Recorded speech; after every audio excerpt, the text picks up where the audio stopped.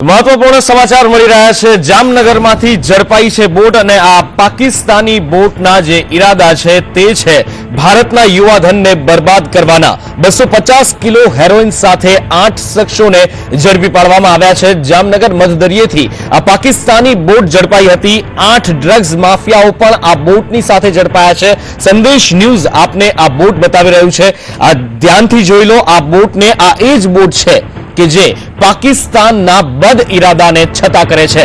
નાપાક પાકિસ્તાનની મેલી મનસૂબાને આ બોટ અત્યારે પ્રદર્શિત કરી રહી છે। દરિયામાં છે આ બોટ અને આ બોટને ઝડપી લેવામાં આવી છે કોસ્ટગાર્ડ અને નેવીના સંયુક્ત પ્રયાસથી। આઈબી દ્વારા ઇનપુટ આપવામાં આવ્યું હતું અને તેના પગલે કોસ્ટગાર્ડ અને નેવી સતત દરિયામાં પેટ્રોલિંગ કરી રહ્યા હતા। સઘન સુરક્ષા વ્યવસ્થા ગોઠવી દેવામાં આવી હતી અને આ બોટ કોસ્ટગાર્ડ અને નેવીના સંયુક્ત ઓપરેશનમાં ઝડપાઈ ગઈ હતી। 250 કિલો હેરોઇન આ બોટમાંથી ઝડપાયું હતું। સાથે જ 8 ડ્રગ માફિયાઓને પણ ઝડપી પાડવામાં આવ્યા છે। એક સેટેલાઇટ ફોન પણ કબજે લેવામાં આવ્યો છે। મધદરિયેથી આ બોટને ઝડપી પાડવામાં આવી છે। આ બોટમાં જે હેરોઇન હતું તે વાયા પાકિસ્તાન ભારતમાં ઘુસાડવાનો પ્રયાસ થયો હતો અને તે ભારતીય સુરક્ષા એજન્સીઓના હાથે ઝડપાઈ જતા વધુ એકવાર પાકિસ્તાનની મેલી મુરાદનો પર્દાફાશ થયો છે। અને વધુ માહિતી આપી રહ્યા છે સંવાદદાતા ઇકબાલ અઘામ। ઇકબાલ, બોટ વિશે શું વધુ માહિતી મળી રહી છે? જી, પાકિસ્તાનની જે સીધા બોટ 225 કિલો સાથે ઝડપાઈ છે જેને હાલ પોરબંદરના દરિયાકાંઠે લવાઈ છે। જે શિપ ત્યાં ઓપરેશન ધરવામાં હાથ ધર્યું હતું તે પણ સાથે જ પોરબંદરના દરિયાકાંઠે લાવી ચુકાઈ છે અને આ શિપમાં રહેલા 8 પાકિસ્તાની ખલાસીઓને પણ પોરબંદર ના દરિયા કિનારે લાવવામાં આવે છે। હાલ થોડીક ક્ષણમાં એક પ્રેસ કોન્ફરન્સ શરૂ થવા જઈ રહી છે જેમાં કોસ્ટગાર્ડના અધિકારીઓ આ સમગ્ર ઓપરેશન બાબતે આ જે નાપાક હરકત હતી તેમના મનસૂબ ઇરાદા અંગે તેમજ આ હેરોઇન વિશે પણ વિસ્ફોટક માહિતી થોડીક ક્ષણોમાં જાહેર કરે એવી શક્યતા છે। હાલ તો આ સમગ્ર રેકેટ છેલ્લા 3 દિવસથી ચાલુ રહ્યું હોવાની માહિતી જાણવા મળી છે।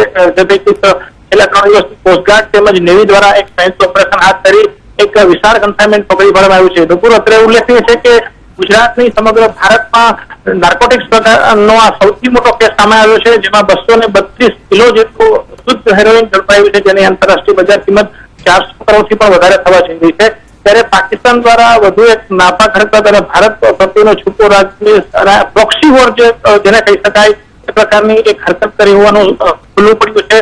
આ અગાઉ પણ 1993ના બોમ્બ બ્લાસ્ટ વખતે, ત્યારબાદ 26/11ના મુંબઈ હુમલા વખતે પણ સૌરાષ્ટ્રના સાગરકાંઠાનો જ ઉપયોગ કરવામાં આવ્યો હતો। તે પ્રકારે આ વખતે દેશના યુવાધનને ખોખલું કરવા માટે, દેશની આર્થિક સ્થિતિને નુકસાન પહોંચાડવા માટે, નાર્કોટિક પ્રકારનો જે ગુનાના અંજામ આપવા માટે પણ ફરી એકવાર સૌરાષ્ટ્રના સાગરકાંઠાને ટાર્ગેટ કરવામાં આવ્યું હતું। જોકે સુરક્ષા એજન્સીઓની સતર્કતાને કારણે ઇનપુટ સમયસર મળી જવા બાદ લેવાયેલા એક્શનના પગલે આ એક મોટું ઓપરેશન પાર પાડી શકાયું છે અને થોડીક ક્ષણોમાં આ ઓપરેશન અંગેની તમામ હકીકતો ઉજાગર કરવામાં આવશે।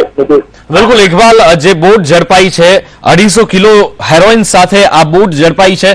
સ્વાભાવિક છે કે આની પહેલા પણ એક બોટ જે છે તે પણ ઝડપાઈ હતી અને ડ્રગ માફિયાઓ હોવાનો એક શંકા સેવવામાં આવી હતી। વધુ એક વખત પાકિસ્તાનના નાપાક ઈરાદા સ્પષ્ટ થયા છે, પરંતુ શું આ 8 વ્યક્તિઓનો ઈરાદો ડ્રગ્સ ભારતમાં ઘુસાડવાનો જ હતો કે પછી કોઈ મોટી ઘટનાને અંજામ આપવાનો પણ હતો? જી નુપુર, જે પ્રકારે આ ડ્રગનું મેગા કન્સાઇનમેન્ટ ઝડપાયું છે તેના ઉપરથી એજન્સીઓ તપાસ શરૂ કરી છે અને પ્રાથમિક રિપોર્ટ એવા પણ વહેતા થયા છે કે ડ્રગ ડીલિંગના બદલામાં અન્ય કોઈ મોટી ઘટનાને અંજામ આપવા માટે પણ આ પ્રકારની હરકત કરવામાં આવી હોઈ શકે। આ અગાઉ પણ દાઉદ ઇબ્રાહિમ જે પાકિસ્તાનમાં સંતાઈને બેઠેલો હોવાના અનેકવાર ઇનપુટ મળી ચૂક્યા છે, તેમના ઉપયોગથી પાકિસ્તાનની નાપાક એજન્સી ISI દ્વારા ભારતમાં અશાંતિ ફેલાવવા માટે, બોમ્બ બ્લાસ્ટ કરવા માટે, અરાજકતા ફેલાવવા માટેના જે પણ ઘટનાઓને અંજામ આપવામાં આવ્યો છે તે જ પ્રકારે ઇન્ટરનેશનલ માફિયાઓને ડ્રગ પહોંચાડી, હેરોઇન પહોંચાડી તેમાંથી મળતા ભંડોળનો નાપાક ઇરાદાઓ પાર પાડવા માટે પણ ઉપયોગ કરવામાં આવ્યો હોઈ શકે એવી પણ શંકા સેવાઈ રહી છે, જેના ભાગરૂપે જ હાલ તમામ એજન્સીઓ સતર્ક થઈ ગઈ છે અને આ અંગે ઊંડાણપૂર્વકની તપાસ શરૂ કરવામાં આવી છે। ઇકબાલ, જાણવા માંગીશું સમગ્ર ઘટનાક્રમ કઈ રીતે આ નાપાકી પાકિસ્તાની બોટ ભારતીય સુરક્ષા એજન્સીઓના હાથે ઝડપાઈ?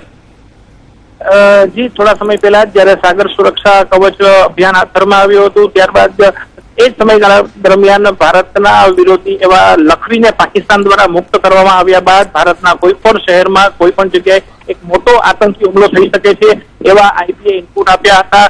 સુરક્ષા એજન્સીઓ તેના પગલે સતર્ક થઈ હતી અને જે ખાસ કરીને સમંદર માર્ગે આ કોઈ આતંકીઓ ઘૂસી શકે છે અને કોઈ મોટી ઘટનાને અંજામ આપી શકે છે એવા ઇનપુટના આધારે દેશની તમામ સુરક્ષા એજન્સીઓ એલર્ટ થઈ ગઈ હતી. તેના ભાગરૂપે સૌરાષ્ટ્રના સાગરકાંઠામાં ચાપતો બંદોબસ્ત ગોઠવવામાં આવ્યો હતો. એ સમય દરમિયાન એક એવા ઇનપુટ મળ્યા કે સૌરાષ્ટ્રના સાગરકાંઠે 3 જેટલી શંકાસ્પદ બોટ ફરી રહી છે, જેને ઇન્ટરસેપ્ટ કરવામાં આવી. કોસ્ટગાર્ડ અને નેવીએ સંયુક્ત રીતે એક ઓપરેશન હાથ ધર્યું. કોસ્ટગાર્ડના ડોનિયર વિમાન, નેવીના સર્વેલન્સ વિમાન તેમજ નેવીની 2 શિપ અને કોસ્ટગાર્ડની 2 શિપે સંયુક્ત રીતે મળીને અને 3 દિવસ સુધી આ ઓપરેશનમાં જોડાયેલી રહી. ત્યારબાદ ગઈકાલે સવારે એટલે કે સોમવારે સવારે 7 વાગ્યે પાકિસ્તાનથી નીકળેલી ફિઝા નામની બોટને પકડી લેવાઈ છે, જેની અંદર 232 કિલો હેરોઇનનો જથ્થો મળી આવ્યો છે તેમજ 8 પાકિસ્તાનીઓ પણ મળી આવ્યા હતા, જે એક સાબિત કરે છે કે પાકિસ્તાને ફરી એક વખત એક કુંભાળિયું કર્યું હતું, જેને ભારતીય સુરક્ષા એજન્સીઓએ બખૂબી નાકામ કર્યું છે. થોડા સમય પહેલા પાકિસ્તાનથી નીકળેલી અને પોરબંદરથી 390 કિલોમીટર દૂર એક જે બોટ મળી આવી હતી, જેમાં બ્લાસ્ટ થયો હતો અને 4 કહેવાતા આતંકીઓ તેમાં માર્યા ગયા હતા. તેમાં પણ નશીલા દ્રવ્યોનો મોટો જથ્થો અને આશંકા સેવાઈ રહી હતી નુપુર. અને એ ઘટનાના સમય બાદ ફરી એક વખત આ જ પ્રકારની એક પ્રવૃત્તિ સામે આવી છે, જેમાં પાકિસ્તાની નાગરિકો પણ ઝડપાયા છે અને 8 મોટી માત્રામાં હેરોઇન પણ ઝડપાયું છે. બિલકુલ, 8 વ્યક્તિઓ જે ઝડપાયા છે, ઇકબાલ, શું તેમના વિશે કોઈ વધુ માહિતી મળી રહી છે? ક્યાંના આ વતનીઓ છે? શું તેમના ઈરાદા છે? ભૂતકાળમાં કઈ કઈ ઘટનાઓને અંજામ આપી ચૂક્યા છે? શું આવી કોઈ માહિતી મળી રહી છે? જી, હજી સુધી સત્તાવાર રીતે એવી કોઈ જાહેરાત તો કરવામાં નથી આવી કે આ આતંકીઓ હોઈ શકે કે માત્ર ડ્રગ સ્મગલર હોઈ શકે, પરંતુ હાલ એટલી સ્પષ્ટતા જરૂર થઈ ચૂકી છે કે આ બોટ પાકિસ્તાનથી રવાના થઈ હતી અને આ ઝડપાયેલા તમામ 3 પાકિસ્તાનીઓ છે અને તેઓ ના માધ્યમથી જ આ બોટમાં ડિલિવરી કરવા જઈ રહી હતી. સૂત્રો એમ પણ જણાવે છે કે સામે આવેલી ઝડપાયેલી જે ફિઝા બોટ છે તેનું કદ નાનું છે, જેથી તે આંતરરાષ્ટ્રીય દરિયામાં કરી શકે એવી માત્ર ને માત્ર કોઈ કેરિયર તરીકે આ નાની બોટનો ઉપયોગ કરવામાં આવ્યો હોઈ શકે અને સૌરાષ્ટ્રના સાગરકાંઠે કે ગુજરાતના સાગરકાંઠે કોઈ પણ લેન્ડિંગ પોઈન્ટ ઉપર ડીલિંગ કરવા માટેનો પણ ઉપયોગ થયો હોય એવી પ્રાથમિક જાણકારી મળી રહી છે. જી ઇકબાલ, આ સમગ્ર માહિતી બદલ આપનો આભાર.